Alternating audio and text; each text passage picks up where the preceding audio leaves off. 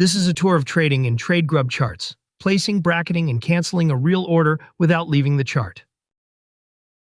Trade straight from the chart, no separate app, no switching tabs. Move the crosshair to any price and a plus button appears on the axis. Click it for a quick buy or sell right there. That opens the order ticket, quantity, order type, and price, pre-filled at the current ask. This one's a limit order below the market, so it won't fill immediately. It sits as a pending order until price reaches it. Once it's placed, the order shows up right on the chart as a line at that price.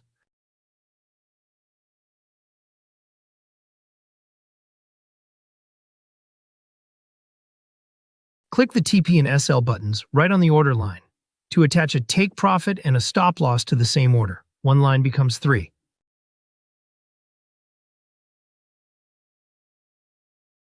And it cancels just as easily, right from the chart. No order list required.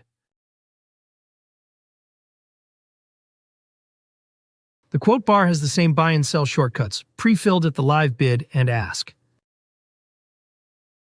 Chart Settings Trading tab covers the rest. Confirmations, what shows on the chart, quick trade behavior, and default order sizing.